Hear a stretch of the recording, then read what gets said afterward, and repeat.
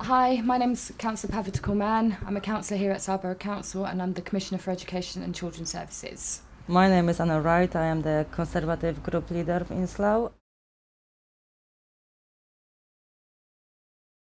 It seems to me, and it strikes me, and it raises fears of racial profiling.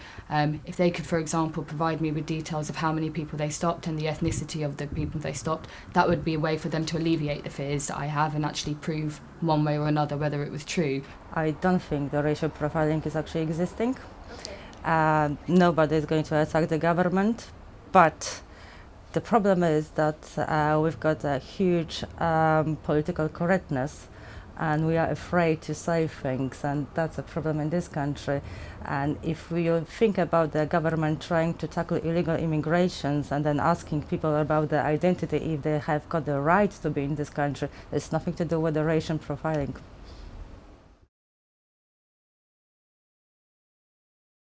How they are going to check? They have to stop a person on the street and ask for identity and proof if they are legal here or not. If they don't ask, they will never know. How they are going to find those illegal immigrants here if they don't stop and ask? So are you saying the stops are random? They are random. They are random? They are random, yes. Well, firstly, for them to actually be here, it should be an intelligence-led operation, so they should have reasonable evidence that there are substantial breaches of immigration rules taking place. Now, I accept that 5 people got arrested, but that might be a 5, they may have stopped 1,000 people. Yeah. And we don't know the ethnicities of the 1,000 people they stopped, and then that's, as I said, that information does not seem to be willing to be shared.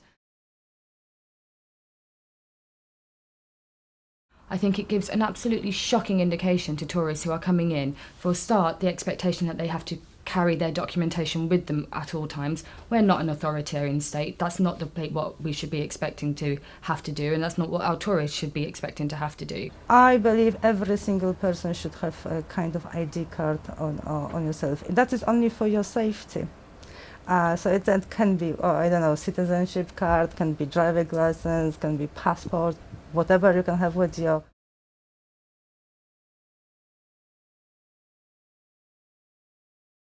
I honestly think that is the most despicable campaign that the Home Office could ever run. In particular, the phrase "go home." I don't think there's an understanding of the emotional resonance that that phrase has. It is actually quite interesting point, because it does not disturb anybody who is legally in this country. The van is only for those who are illegal. So if the van drives and you've got a message, if you are illegal, go home. Well, that's the message for you as an illegal person in this country. It's nothing to do with all people living in this country who are legal.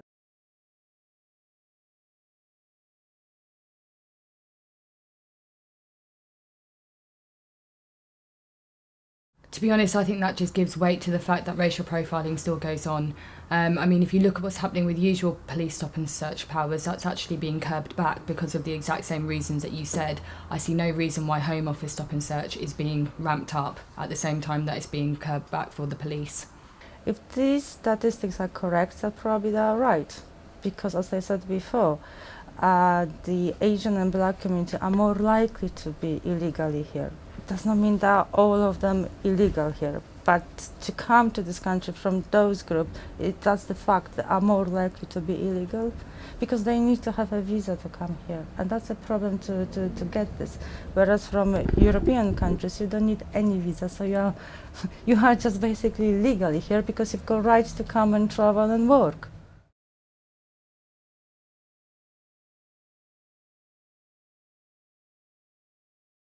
I think we're actually, Slough, as you know, we are a very multicultural, very multi-ethnic group, and we have very strong community cohesion in Slough, particularly over the last 10 years. I think that's built up. We are a shining example of how multiculturalism can work. People are getting quite fed up with the immigration issue here. They are fed up.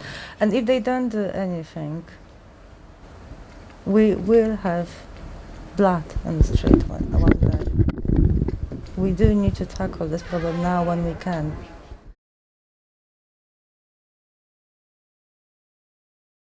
So, for example, if you're stopped by Home Office agents, you do not have to answer their questions, you do not have to show documentation, and you do not have to submit to a search. And I think it's really important that people know that, because very often when you're confronted with somebody in authority and you don't know what rights are available to you, you would comply.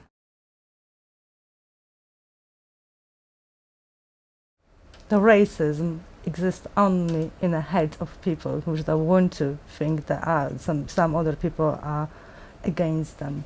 The racism as such does not exist because you are equal to everybody and you've got exactly the same attitude to anybody. You've got friends from different backgrounds and you don't make the racial issue because they are of a different color, of different nationality, from different countries.